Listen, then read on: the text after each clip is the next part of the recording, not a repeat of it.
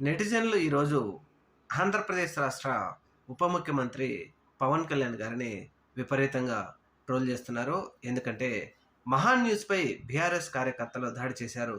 దీనిని మనం ఖండించాం, అందరూ ఖండించాల్సిందే. అయితే ఈయన వెంబడే దానిని ఖండిస్తూ ట్వీట్ల మీద ట్వీట్లు వేస్తూ ఉంటే, ఒకప్పుడు అప్పట్లో తెలుగుదేశం పార్టీ ఎలా వ్యవహరించింది, ముఖ్యంగా కొద్ది రోజుల క్రితం సాక్షి మీడియాపై తెలుగుదేశం పార్టీ కార్యకర్తలు యథేచ్ఛగా పెట్రోల్ బాంబులతో దాడి చేస్తే, కార్యాలయాల గ్లాసులు పడగొడితే కనీసం ఒక ట్వీట్ కూడా వేయలేని మన రాష్ట్ర ఉప ముఖ్యమంత్రి ఈరోజు మాత్రం వారి పార్టీకి, వారి అడుగులకు మడుగులొత్తే వారికి ఇలాంటివి జరిగితే విపరీతంగా ఇలా చేస్తారా?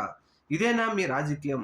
ఇదేనా మీరు చెప్పే మాటలు? ఇదేనా మీరు మోసం చేసేది ప్రజల్ని? అంటూ విపరీతంగా నెటిజన్లు ట్రోల్ చేస్తున్నారు. మరీ ముఖ్యంగా బీఆర్ఎస్ పార్టీ కార్యకర్తలు మాత్రం పవన్ కళ్యాణ్ గారిని విపరీతంగా ట్రోల్ చేస్తున్నారు.